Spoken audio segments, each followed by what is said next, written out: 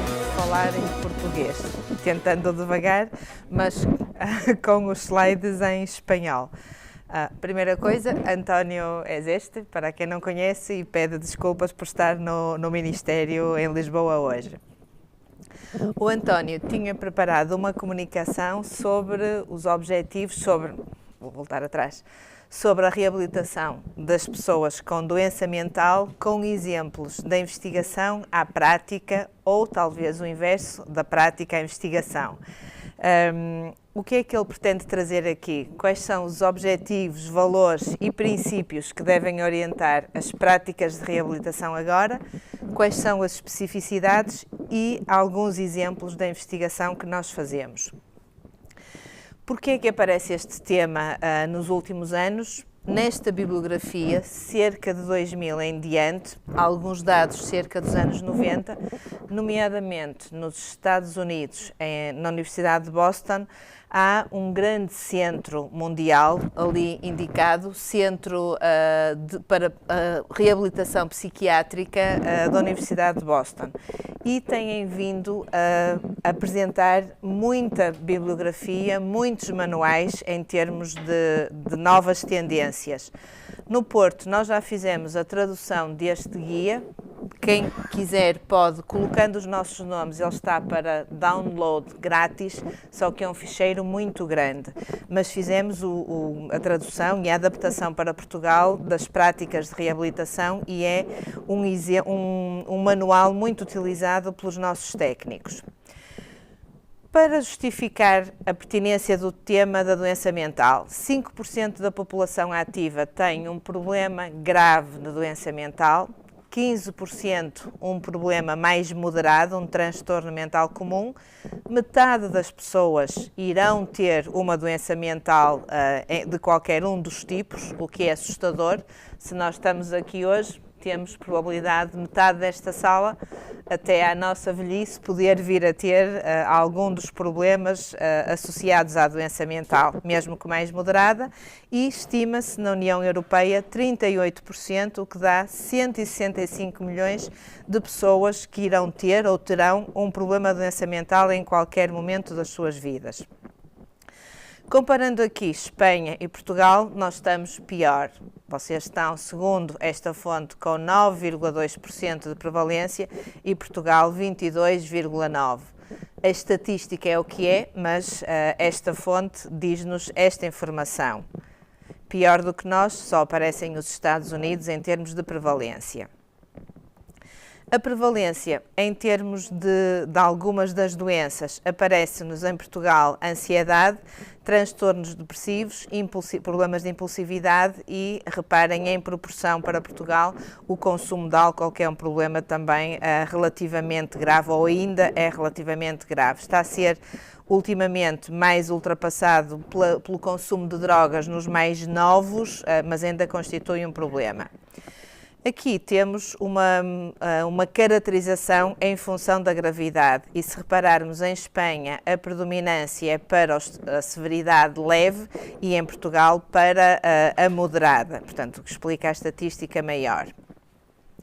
Em termos de evolução temporal, nos anos 90 predominava em termos de custos ou de gastos as infecções respiratórias.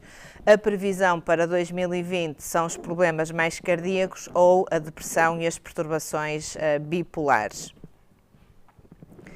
Aqui temos o prejuízo que dá para estas pessoas em termos de produtividade e se repararmos em termos de anos de vida com incapacidade aparecem-nos os transtornos depressivos ou bipolares como aqueles na linha de baixo que dão mais prejuízo em termos de custos económicos.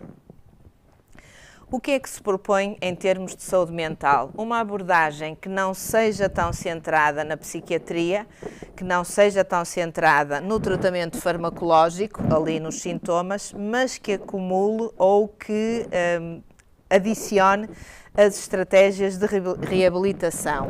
É uma área que tem sido desenvolvida em Portugal, deixando tanto a predominância à psiquiatria e trabalhando mais com terapeutas ocupacionais, psicólogos e outros profissionais menos do domínio médico. E isto porque se pensa que se obtêm melhores resultados. O que é que se propõe na intervenção em reabilitação psicossocial? Propõe-se por um lado a ensinar, quer aos técnicos, quer aos utentes, o desenvolvimento das suas capacidades, do planeamento das suas atividades, mas também uma monitorização ou avaliação faseada. Isto é, não desenvolver os programas de uma vez só, mas por etapas um pouco personalizadas. Paralelamente, do ponto de vista social ou do contexto, articular melhor os recursos existentes, modificar os recursos e desenvolver sistemas de suporte que envolvam a sociedade toda. Passando agora para os valores, quais são os principais valores atuais da reabilitação psicossocial? Por um lado, a participação e inserção social. O António colocou aqui este programa Corunha, Igualdade e Diversidade. Por favor, não me façam perguntas, porque eu não sei o que é, ele é que saberia esta parte, portanto, e vocês saberão melhor. Desenvolver a funcionalidade, melhorar a qualidade de vida e, se repararem, nós escolhemos figuras, imagens, porque a internet tem imensas fotografias que traduzem muito bem aquilo que nós queremos mostrar. Reparem ali uma cadeira de rodas na praia, já há programas que levam as pessoas com incapacidade física à praia. Ainda esta semana em Portugal era apresentado uma instituição que levava alunos com síndrome de Down para praticar surf, para gerir o equilíbrio, o contacto com a água, levava também com incapacidade física.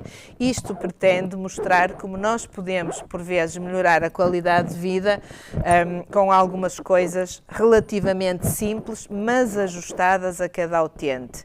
Orientação para o processo da pessoa ou para as características da pessoa, e eu acho esta imagem particularmente feliz, em que a gota d'água está ali a cair mesmo certinha na pessoa que nós queremos ou com que nós queremos trabalhar.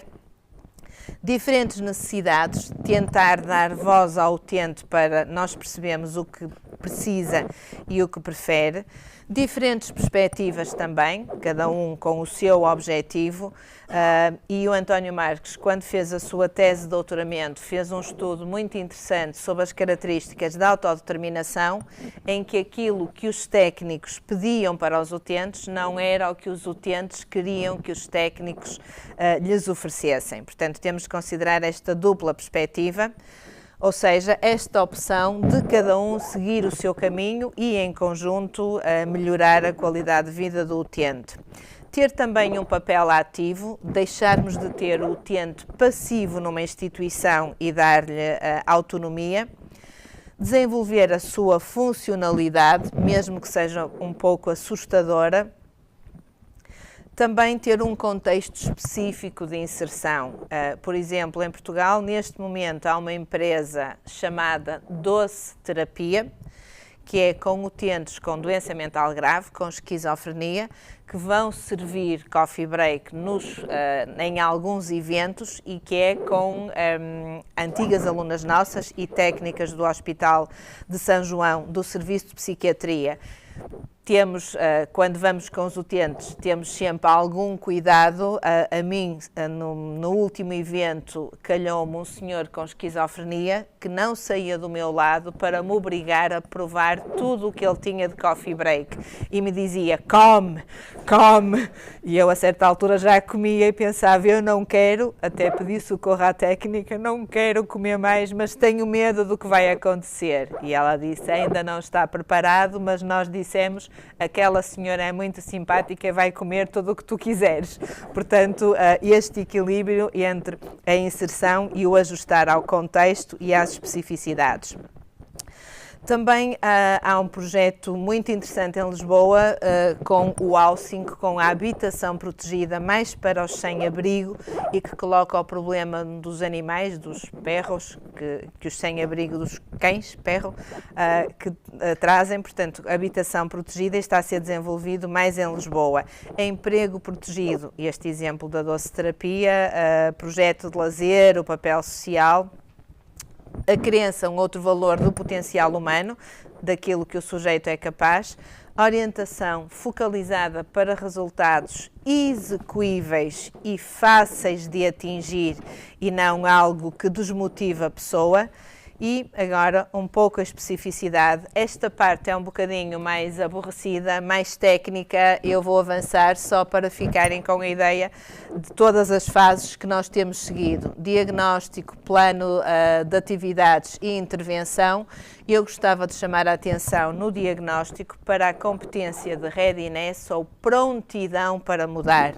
É um trabalho que está a ser feito por alguns técnicos nas instituições onde nós colaboramos, no sentido de perceber que nem todas as pessoas estão no ponto ideal de começar a mudar. Isso implica uma intervenção de preparação para a mudança. A diferença entre o diagnóstico psiquiátrico feito com o DSM e com a CID-10 e agora o diagnóstico de reabilitação com a CIF, mais no sentido da funcionalidade. Quando nós olhamos para este diagnóstico, temos a avaliação funcional e o desenvolvimento da readiness ou prontidão para a mudança. E para avaliar a readiness, normalmente nós fazemos uma primeira avaliação que pode, num determinado momento, excluir o utente da mudança. Ainda não está em condições de mudar, vai para um outro grupo onde vamos trabalhar esta competência. Quando está em condições de mudar através dos instrumentos de avaliação, então passa para um outro programa. E para desenvolver esta competência, começamos por aumentar ou explicar o processo de reabilitação, desenvolver muitas competências individuais e socorrer-nos dos recursos naturais de suporte. Quando passamos para a fase seguinte, temos aqui o desenvolvimento das competências funcionais e entre a incapacidade à competência máxima e temos também a utilização dos fatores contextuais, que podem ser facilitadores ou barreiras. Neste momento, o António faz a supervisão de uma instituição onde estão a incluir colegas e famílias para além dos utentes para tentar este desenvolvimento mais específico. Alguns exemplos do que nós fazemos. Trabalhamos com a realidade virtual com colegas de engenharia e de ciências de computadores. Em baixo, aquelas duas faces, temos um aluno e o seu avatar e temos um outro avatar que as crianças com autismo costumam gostar, porque ele tem os olhos fechados normalmente e funciona como uma característica, quase um segurança de um jogo. A última linha são exemplos daquilo que a Faculdade de Ciências de Computadores tem vindo a desenvolver connosco em termos de realidade virtual para as emoções. Este é um exemplo do nosso laboratório em que o António e o grupo da Escola de Tecnologia da Saúde temos ali um exemplo concreto de uma pessoa com esquizofrenia que foi, portanto, cujo esqueleto o computador registou para o treino de um movimento de lançar a bola várias vezes e o resultado foi que do ponto de vista motor há diferenças. Eles estão a trabalhar com atletas com esquizofrenia, com idosos, ainda não tanto com crianças, mas é uma outra fase. Nós andamos descalços ali na câmara e conseguimos registar os movimentos motores globais, genéricos.